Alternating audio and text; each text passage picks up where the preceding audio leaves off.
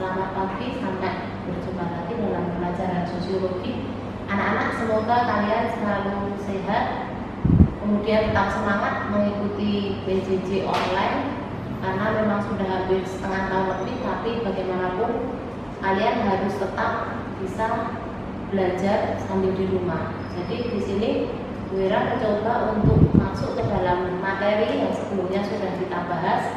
Kalian bisa melihat di depan ini kita akan belajar tentang apa itu konflik dan kekerasan. Tapi sebelumnya kalian bisa mengingat kembali materi-materi pada kelas 10 di semester 1. Nah, sebenarnya di kelas 10 itu sudah ada materi tentang interaksi yang asosiatif dan disosiatif. Nah, ini sebagai pengantar kalian bisa melihat yang pertama yaitu pembentukan kelompok sosial. Dalam pembentukan kelompok sosial ini pasti tidak selamanya menemui hal-hal yang lurus. Kadang-kadang kita sebagai makhluk sosial itu mendapatkan kendala karena latar belakang yang sangat berbeda. Kemudian kalian juga bisa mengingat bahwa ada permasalahan selain pola-pola pembentukan kelompok, kadang-kadang muncul permasalahan sosial dalam masyarakat. Nah, permasalahan-permasalahan sosial dalam masyarakat ini nanti bisa memicu yang namanya konflik sosial.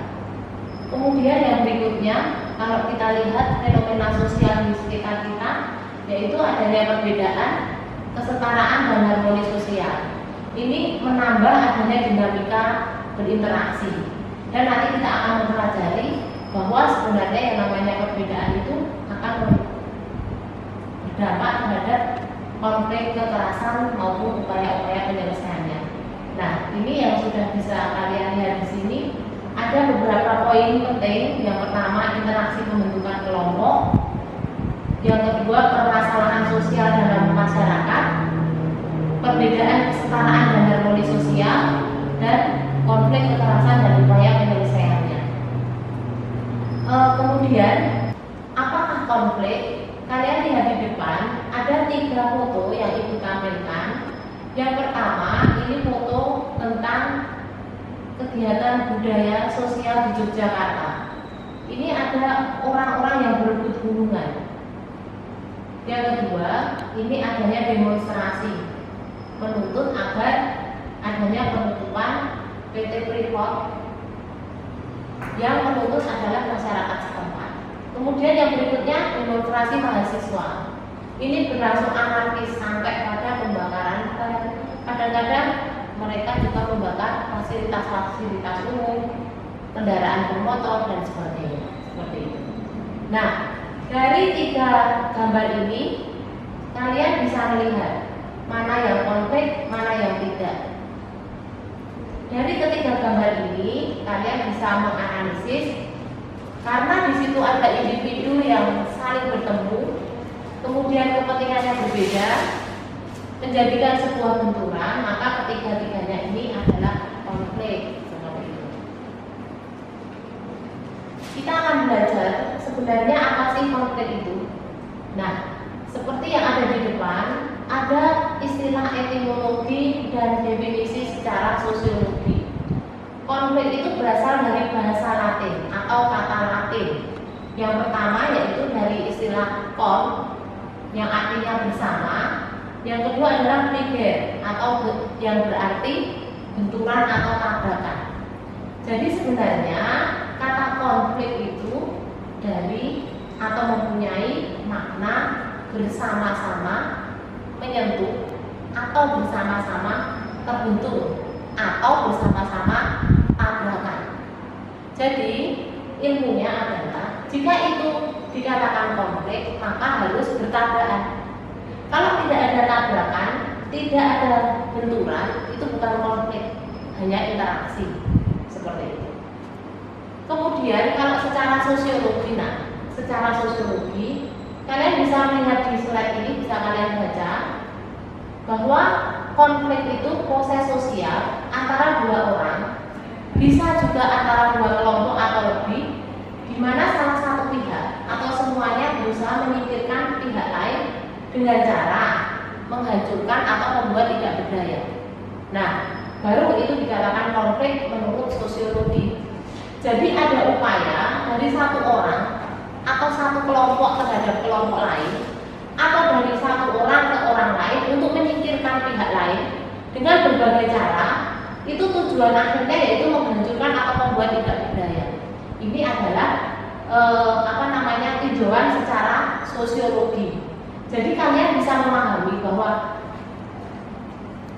sangat berbeda ya di sini. Tapi kalau secara sosial maknanya lebih luas. Kalau secara etimologi maknanya adalah benturan. Jadi misalnya saya membentur seseorang atau misalnya saya bertabrakan dengan orang lain, itu namanya sudah konflik. Maka kalian bisa melihat kadang-kadang kalau kita di jalan kayak gitu terjadi serempetan atau apa, pasti kalau secara norma akan terjadi konflik kayak gitu, baik itu secara sosial dan sebagainya.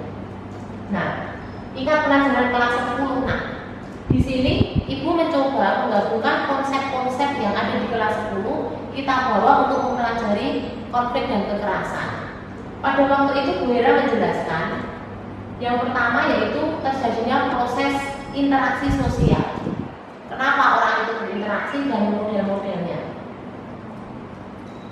Yang pertama, kalian harus ingat bahwa interaksi itu ada asosiatif. Yang kedua ada disosiatif kategorinya. Apa itu asosiatif? Apa itu disosiatif? Nah, kalian ingat kembali, asosiatif ini bermakna positif. Perilaku-perilaku, interaksi-interaksi yang bermakna positif. Contoh kerjasama. Kerjasama ini adanya gotong royong, kemudian kalian belajar bersama. Ada juga misalnya membantu orang tuanya menyelesaikan pekerjaan rumah. Itu adalah kerjasama. Ibu kamu kerepotan mencuci baju, ya kamu membantu menjemur baju. Ibu kamu kerepotan memasak, kamu membantu apa misalnya saja menanak nasi atau mengiris-iris sayur-mayurnya, itu kerjasama. Dan itu positif dan harus diteruskan hal yang seperti itu.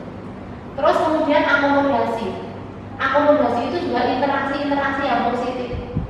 Banyak sekali akomodasi di dalam masyarakat, itu bisa kita klasifikasikan nanti. Nah, ini kalian ingat di materi kelas 10. Yang berikutnya yaitu asimilasi. Ini bentuknya. Di mana letak konflik di sini? Di interaksi disosiatif. Nah, kalian bisa melihat bahwa proses interaksi sosial kita belajar pada interaksi yang negatif ini. Yang positif sudah beres ya, kalian paham? Nah, yang negatif ini ada beberapa macam. 1 kompetisi, 2 kontravensi, 3 konflik. Ketiga-tiganya ini negatif. Loh Bu, kompetensi kok negatif? Kan ini sebenarnya bisa mendorong orang untuk berprestasi.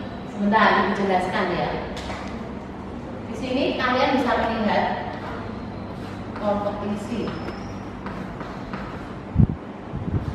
Kompetisi ini misalnya saja kompetisi memperebutkan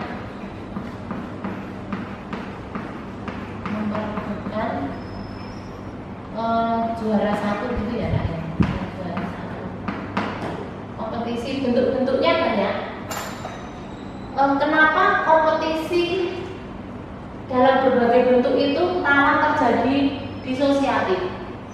Karena kompetisi ini sudah mulai ada yang namanya interaksi yang saling berbenturan. Seperti yang Ibu sampaikan tadi. Maaf saya ulang lagi slide sebelumnya. Nah, di sini letaknya. Nah, di sini. Nah, ini di sini. Nah, ini di dalam kompetisi sejak ada definisi konflik secara sosiologi, kalian bisa melihat di situ ada istilah di mana salah satu pihak atau semuanya berusaha membuat tidak berdaya atau menghancurkan pihak lain. Itu jika bermakna nanti negatif, maka akan terjadi konflik. Bahayanya di situ. Jadi tipis ya, rawan sekali konflik kompetisi. Seperti kompetisi permainan sepak bola, kalau kalian sering melihat di media, kenapa banyak sekali setelahnya itu terjadi konflik dan kekerasan? Karena di sini ada kompetisinya. Nah, kompetisi. Kemudian kontravensi. Nanti Ibu akan jelaskan bahwa sebenarnya sebuah kompetisi tanpa kontravensi itu tidak akan terjadi konflik. Tapi sayangnya banyak di dalam masyarakat kita itu banyak yang berperilaku kontravensi, sehingga kontravensi ini mengarah nanti ke konflik. Kalau konflik tidak bisa dikendalikan, nanti arahnya kepada kekerasan. Itu sudah teorinya memang seperti itu, kayak gitu. Hanya saja, kenapa kalian mempelajari ini bukan untuk Bu Hera mengajari kalian membuat konflik, tidak. Tapi karena kalian harus waspada bahwa interaksi sosial itu ada kejadian-kejadian seperti ini dan di sekitar kita. Bahwa yang namanya konflik itu ada pelaku-pelaku yang sebenarnya kompetisinya sehat, tapi kemudian dibuatlah kontravensi dan nanti muncul ini konflik sosial. Bagaimana penjelasannya? Dijelaskan di sini. 1. Kompetisi. Nah, kompetisi ini definisinya, nah, kalian bisa dilihat 2 orang atau lebih saling berebut untuk mendapatkan sesuatu, apapun itu. Apapun itu. Jadi barang atau jasanya itu cuma satu. Memperebutkan kalau anak-anak itu biasanya berebut roti misalnya. Itu juga kompetisi. Kamu dan adikmu, ibumu cuma memberi kamu roti, kemudian kamu rebutan. Nah, itu kompetisi sudah. Tapi kalau misalnya kalian berdua baik-baik kerjasama, sudah rotinya dipotong saja menjadi 2, itu bukan kompetisi. Tapi kalau barangnya cuma satu, itu menjadi kompetisi. Kemudian sebenarnya keuntungan konflik itu tidak hanya dalam bentuk barang, kadang juga dalam bentuk kasih sayang kayak gitu.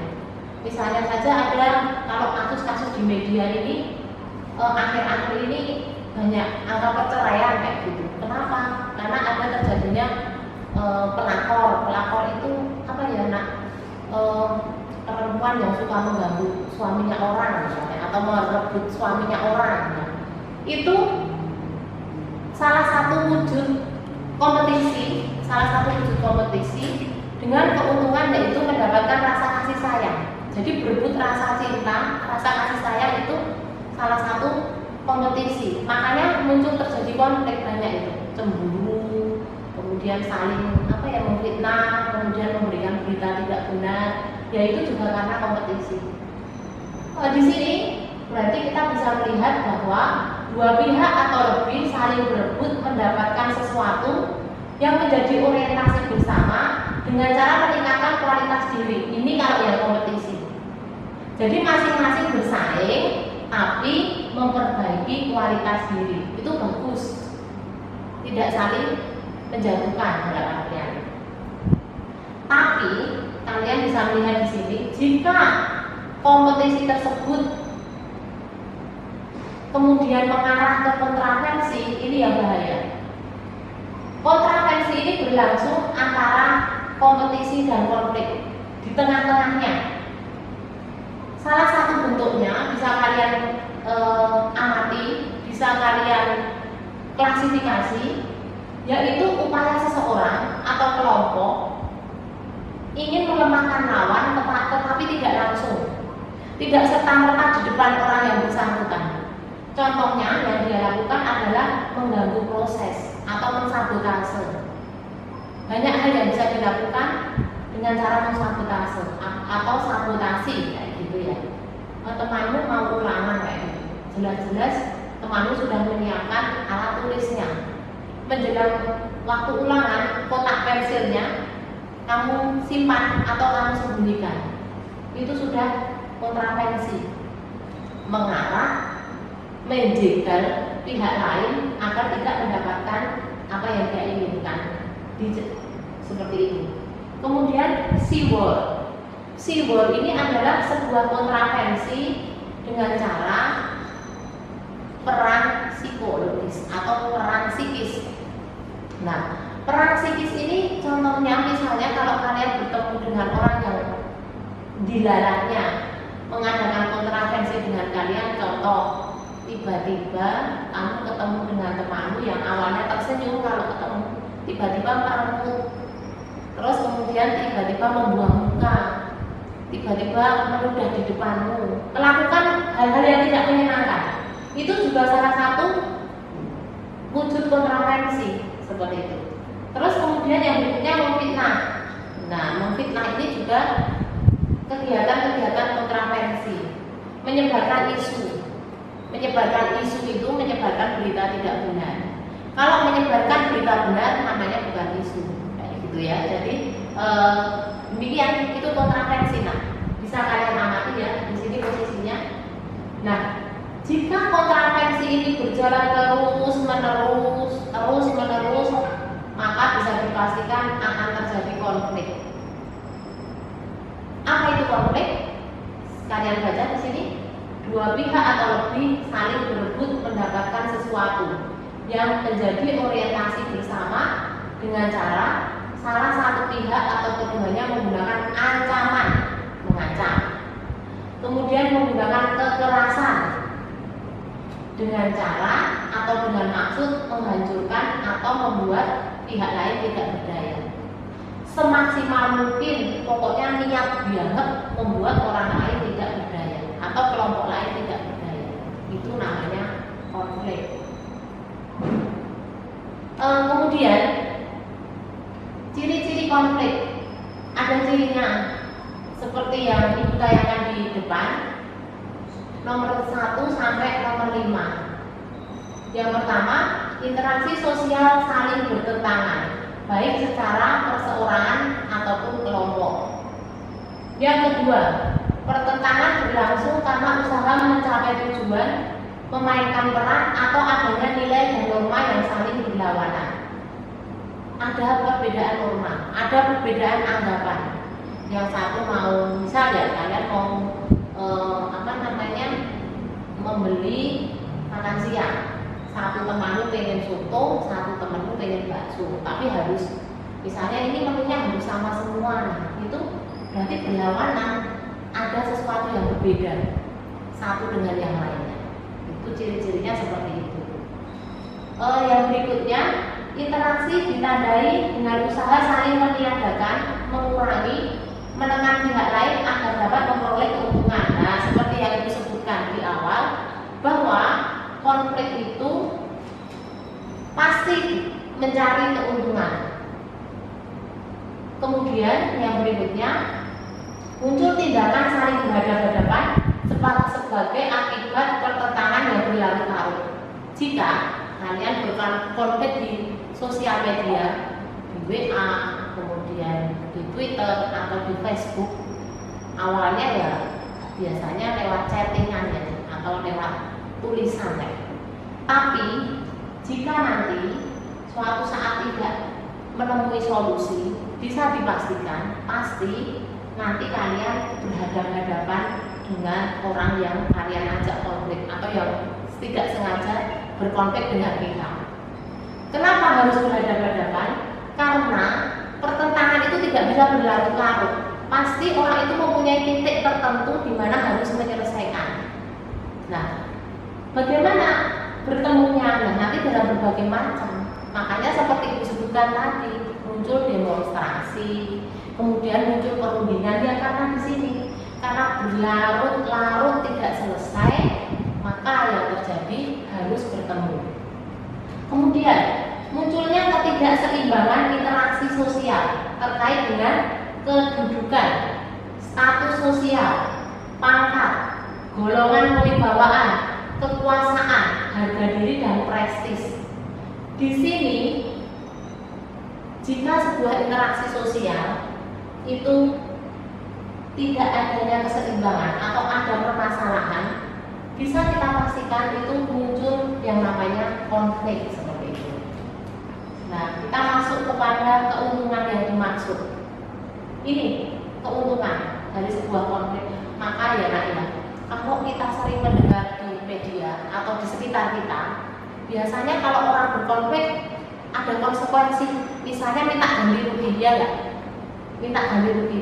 Pak, saya tadi di jalan itu spion motor saya keserempet motor yang lainnya. Kemudian diadakanlah perundingan. Karena spion motor saya itu cuil, bahasa Indonesia cuil apa ya? Pokoknya rusak kayak gitu. Maka saya minta ganti rugi. Harga spion berapa? Oh, 40.000. Oh, 30.000. Nah, itu ganti rugi. Di sini lihat yang pertama. Kalau kalian berkonflik itu harus ada yang dituju. Jangan hanya berkonflik saja. Salah satu karena status dan kedudukan sosial. Contoh, adanya pilkada, adanya pilpres, pemilihan-pemilihan yang akan membuat seseorang mempunyai jabatan tertentu, tanggung jawab tertentu. Ini kadang memunculkan banyak konflik, intrik, kontroversi dan sebagainya. Yang kedua, pemenuhan kebutuhan fisik, sandang, pangan, materi, tunjangan-tunjangan tertentu, misal mobil, rumah, bonus dan lain-lain. Jelas, sesuatu yang menyangkut sandang dan pangan itu sensitif. Contoh, adanya pembagian sembako, tapi terbatas. Satu desa cuma misalnya penduduk satu desa 1.000 orang. Tapi pemerintah hanya memberikan bantuan sejumlah misalnya 200 orang saja yang benar-benar kurang mampu kayak gitu. Maka itu akan menjadi konflik. Nah, untuk pemilihan siapa yang akan mendapatkan bantuan ini karena terkait dengan sandang dan pangan seperti itu. Yang berikutnya yaitu pemenuhan kebutuhan sosio-psikologi seperti yang disebutkan tadi. Ada yang rebutan suami, ada yang rebutan istri, ada yang rebutan pacar kayak gitu. Itu sebenarnya ini sosio-psikologis, rebutan rasa aman, rebutan kasih sayang, rebutan 3TP kayak gitu. Nah, itu contohnya. Jadi memang ada di dalam masyarakat kita, termasuk di dalamnya ya ini juga menjadi masalah karena kemudian muncullah perceraian itu di artis-artis itu. Nah, kalau kalian tahu baru menikah berapa bulan, 2 bulan, 3 bulan, itu bisa kita kaji nanti dengan teori-teori sosiologi. Kenapa muncul seperti itu ya? Karena adanya perbedaan kayak gitu. Nah, itu perbedaannya mendasar atau tidak nanti kita pelajari lagi. Karena kalau misalnya sudah ada 7 unsur ya sebenarnya di dalam kita berinteraksi itu menggunakan unsur budaya masing-masing individu. Unsur yang paling mudah berubah itu sebenarnya teknologi atau ilmu pengetahuan. Orang akan dengan mudah menerima. Misalnya teman yang lainnya dulu saya nggak tahu apa itu WA, saya pakainya SMS. Tapi teman saya kenalnya pun pakai WA loh, enak komunikasinya A, B, C, D dan sebagainya. Kemudian saya coba-coba, oh iya, terus saya pakai. Nah, itu teknologi itu mudah dan jarang sekali menemukan konflik orang tidak mau menerima ya. Tapi kalau sudah masuk kepada kepercayaan atau religi kayak gitu, apalagi menyangkut prinsip, nah itu nanti yang sulit di sini untuk pemenuhan kebutuhan sosio-psikologis ini. Tapi itu nanti di materi yang lainnya Ibu jelaskan. Seperti itu ya namanya. Akan lebih lanjut kalau itu nanti. Kenapa dua individu atau kenapa dua kelompok itu sulit untuk mengadakan akomodasi? Ya karena latar belakangnya.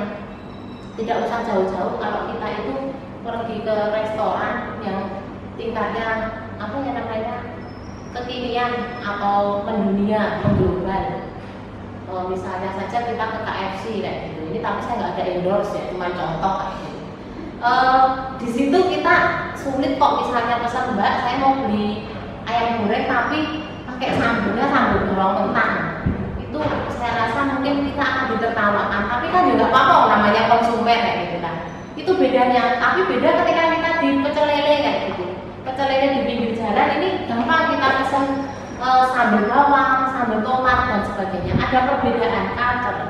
Jadi memang kalau kita ke restoran yang sudah mengglobal itu pesennya ya kalau mau pedes ya saus sambal, bukan sambal tomat atau sambal bawang kayak gitu. Tapi kalau di pecel lele dan sebagainya ya kalau pakai saus ada juga. Seperti itu juga ketika kita menjelaskan bahwa pemenuhan kebutuhan kasih sayang ini di dalam keluarga ya kayak gitu. Kalau suami saya itu nggak suka pedes kayak gitu. Suatu saat saya memasakkan dia pedas dan dia marah-marah. Karena saya memang belum tahu awalnya, karena menikah di awal itu kan saya nggak tahu. Nah terus kayak gitu, makanya itu memunculkan konflik kayak gitu. Nah seperti juga kalau kalian pernah mendengar di sosial media, saya pernah mendengar suaminya itu mau pergi ke kebun sawit. Ini kejadiannya di Sumatera kayak gitu. Nah pada waktu itu suaminya pesan, "Bu, nanti saya dimasakin sambal ya," kayak gitu. Kalau pulang dari kebun sawit, terus istrinya bilang iya. Kemudian setelah itu suaminya pulang dari kebun, yang terjadi apa? Cabenya kurang banyak, kemudian terjadi percekcokan dalam rumah tangga tersebut. Nah di sini sebenarnya konfliknya karena kasih sayang, aktualisasi diri dan sebagainya. Itu nanti dijelaskan lebih lanjut. Terus kemudian macam-macamnya. Nah di sini macam-macamnya. Macam-macam konflik ada yang pertama permukaan atau laten. Permukaan bukan laten. Permukaan itu beda dengan laten. Jadi kalau di permukaan itu kelihatan di depan. Jadi konflik permukaan itu konflik yang mudah diselesaikan. Di depan kita ini kita berkonflik tapi di hatinya tidak ada dendam. Itu konflik permukaan. Biasa saja kayak gitu. Misalnya saya dengan teman guru saya misalnya kayak gitu, ribut masalah mau beli klepon kayak gitu. Nah kalau udah selesai ya sudah, tidak ada dendam kesumat misalnya besok paginya lagi ini rebutan klepon, enggak, karena itu namanya permukaan. Kalau laten beda lagi nak. Kalau laten itu di depannya manis, jadi ketemu orang tersebut tersenyum manis seolah-olah tidak ada masalah sebenarnya, tapi yang ngerasani ngelek-elek, ini jenenge konflik laten seperti itu.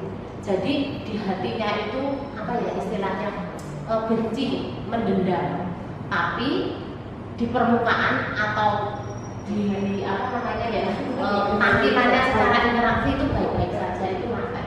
Nah yang paling sulit dikendalikan itu yang ini, terbuka ini neng ngarepe awake dhewe yo elek, hatine yo dendam kayak gitu. Jadi dua-duanya memang menunjukkan tabiat yang tidak baik ketika bertemu musuhnya. Di sisi lain dia juga dendam, jadi mudah sekali terpicu nanti. Begitu ada pemicunya akan keluarlah dendam-dendamnya di masa lalu. Nanti saya berikan contohnya apa saja. Kemudian ini benar yang bisa kita lihat.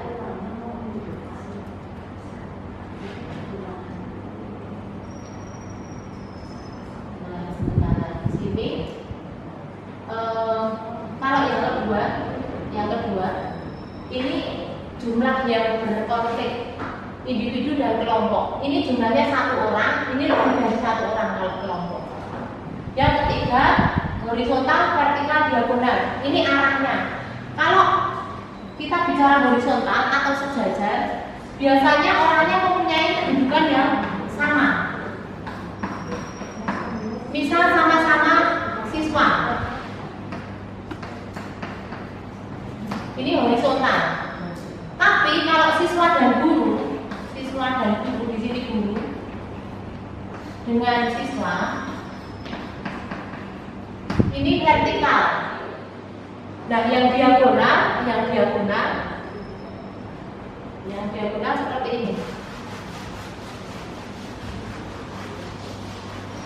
Pemerintah kadang memberikan bantuan kepada korban bencana misalnya ya. Di sini pihak pemerintah.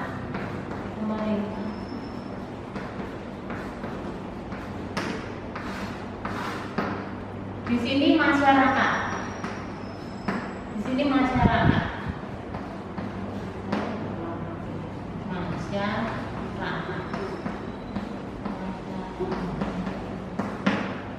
Ini diagonal. Jadi ada kepentingan atau ada kebijakan dari pemerintah yang menyebabkan konflik antar masyarakat. Itu adalah diagonal di sini. Jadi menurut arahnya dan posisi seseorang itu bisa diklasifikasikan menjadi konflik horizontal, konflik vertikal, dan diagonal seperti itu. Nah, kalau yang keempat, konflik ideologis dan politis. Ini menyangkut ideologi seseorang.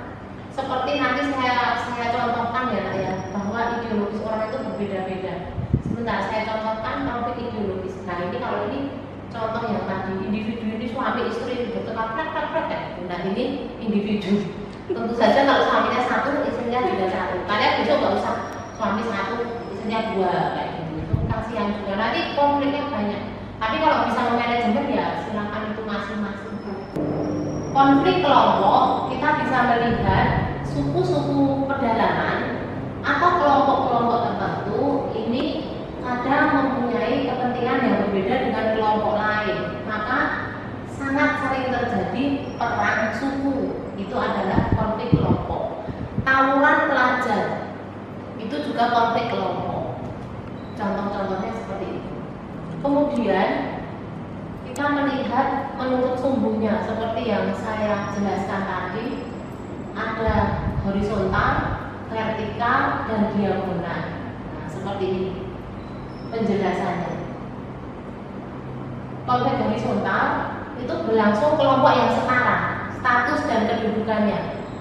Misal antar etnis, antar kelompok, antar ras, antar kelompok beragama, antar suku bangsa, itu dikatakan konflik horizontal.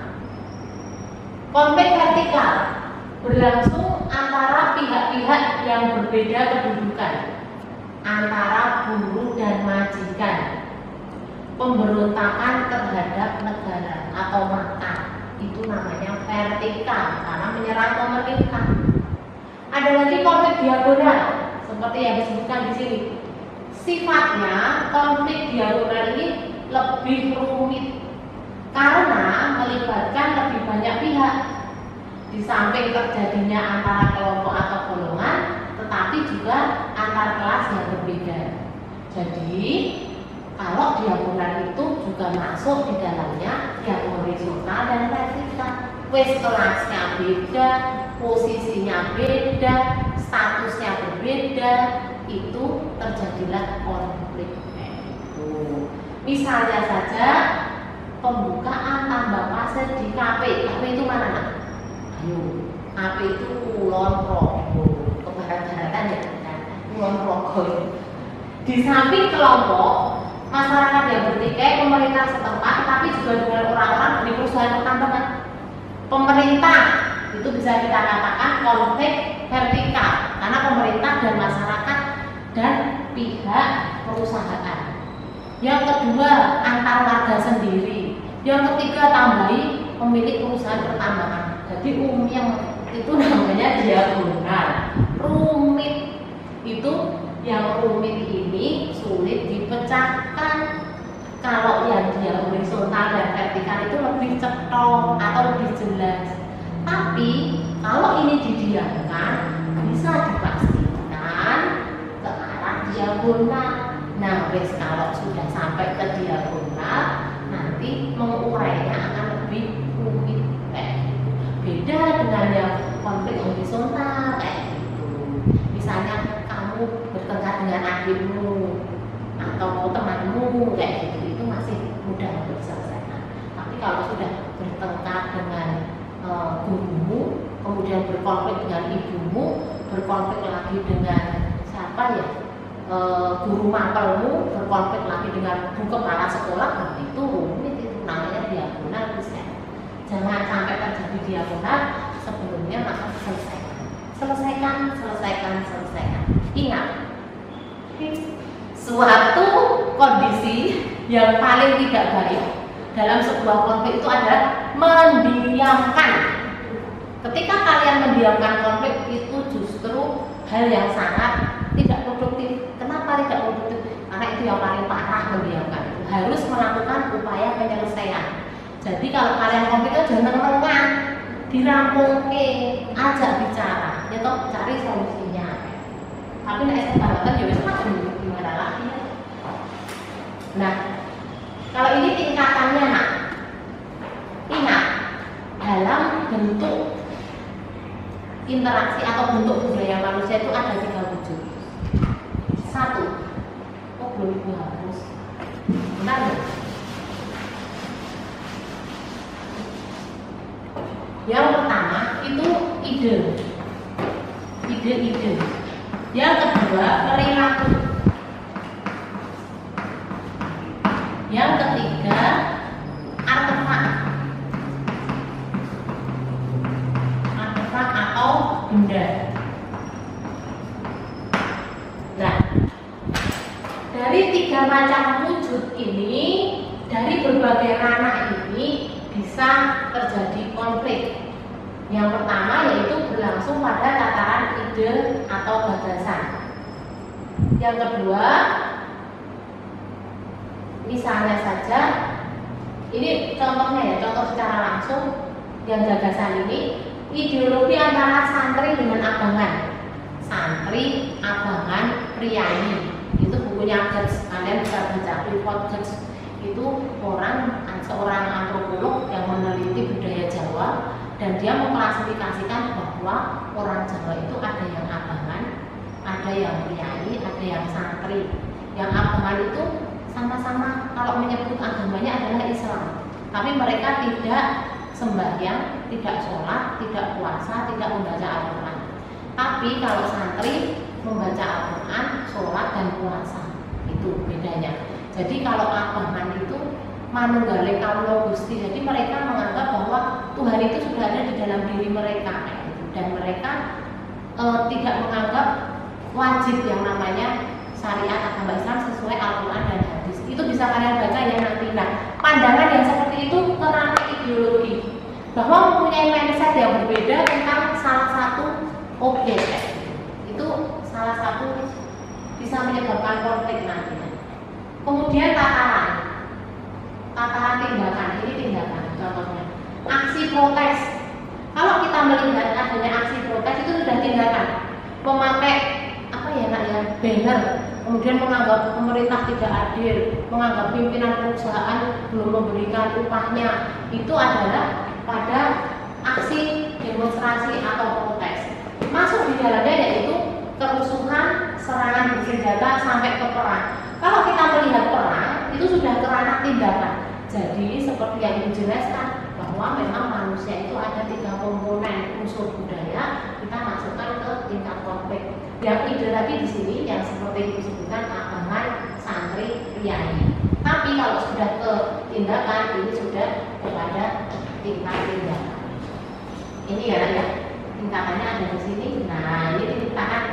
Makanya kalau kita bicara itu, Bu, ada anak yang pernah tanya ke saya di minggu kemarin ketika kita berzoom kayak gitu, Bu Hera, saya mau tanya, apa toh yang namanya perbedaan konflik ideologis dan politis ada di sini? Ada di sini.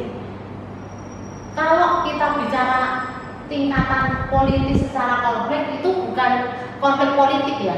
Kalau politik kan ilmu untuk ilmu untuk menguasai orang lain, seni menguasai orang lain. Tapi secara sosiologis, kalau kita berbicara tingkat politis, itu adalah tindakan. Jadi seorang mahasiswa yang protes terhadap kampusnya itu tingkat politis atau konflik politis. Sedangkan kalau politik sudah beda lagi. Itu nanti dijelaskan pada ranah yang berbeda. Ini konflik personal atau individual. Ada 2 macam bentuknya. Yang pertama, konflik status, pertentangan antara status dalam diri individu. Yang kedua, konflik peran, seorang tidak bisa menjalankan peran yang seharusnya. Ini, kalau pertentangan antara status dalam diri individu itu, kadang orang itu mempunyai 2 status. Seorang polisi harus menangkap anaknya karena anaknya mengedar narkoba. Itu adalah konflik status. Seorang guru yang menghukum anaknya yang kebetulan juga muridnya, maksudnya misalnya Bu Hera punya anak saya itu saya yang ngajar, tapi tidak mengerjakan PR, saya harus menghukum, padahal dia anak saya. Nah itu konflik peran. Waduh, maksud ibunya tega sama anaknya kayak gitu. Tapi ya gimana lagi, itu konflik status. Tapi kalau konflik peran itu orang yang tidak bisa menjalankan peran seharusnya. Banyak itu terjadi kayak gitu. Yang seharusnya misalnya dokter itu mengobati, tapi dia malah membuka praktek aborsi kayak gitu. Tidak bisa, gagal menjalankan peran. Seorang bapak rumah tangga harusnya memberikan nafkah kepada anaknya, tapi tidak pernah memberikan, konflik peran. Seorang ibu yang harusnya memberikan kasih sayang, memberikan perhatian, mendampingi anaknya belajar, itu konflik peran. Jadi beda ya nak. Nanti Bu Ira kalau minta contoh konflik status, contoh konflik peran, tolong berbeda, karena memang hal yang berbeda. Ini contoh bermacam-macam konflik nak. Nah seperti ini. Ada laten terbuka, kalian bisa baca sendiri nih. Terus kemudian ini sumber konflik. Nah, sumbernya ada beberapa. Nah, beberapa hal di sini. Kalian bisa baca di sini sumbernya.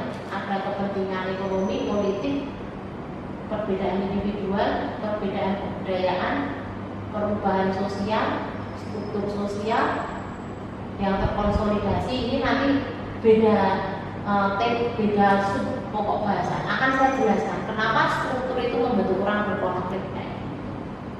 Nah, ini benturan kepentingan. Kalau saya menggambarkan seperti ini, kalau kalian bermain lomba 17 Agustus itu tarik tambang atau apa? Nah itu ini di sini. Nah, konflik merupakan akibat situasi di mana keinginan atau kehendak yang berbeda antara satu dengan yang lain sehingga keduanya saling terganggu, nggak nyaman. Kalau kamu sudah merasa nggak nyaman dengan teman kamu, sahabat kamu, nah itu berarti sudah ada konflik. Mungkin salah satu dari kalian memaksakan kehendak, mungkin salah satu dari kalian egois, salah satu dari kalian tidak mau mendengarkan dan sebagainya. Sudah tidak ada lagi kompromi. Itu namanya konflik individu. Dan keduanya saling ganggu itu contohnya. Terus kemudian kepentingannya bisa ekonomi, bisa politik, bisa juga nanti rasa kasih sayang dan sebagainya. Banyak. Kepentingan agama juga bisa dan seterusnya banyak. Di sini banyak unsurnya yang bisa kalian lihat. Nih kepentingannya apa ini? Kepentingannya zaman dulu ini Pak Jenderal Budi Gunawan ini ada masalah dengan ketua KPK ya kayak. Ini sekarang sudah. Ini juga kepentingannya politik atau jabatan tertentu kayak mereka berkonflik. Nah ini individu ya. Ketidakcocokan antara nilai dan tujuan yang ingin dicapai.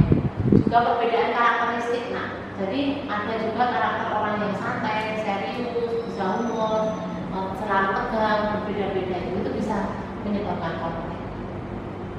Perubahan sosial dan budaya. Ini nanti Ibu jelaskan lagi pada minggu berikutnya kayak gitu. Tapi ini sekilas Ibu bahas nanti minggu depan kalian bisa sharing bersama Bu Ira. Kita akan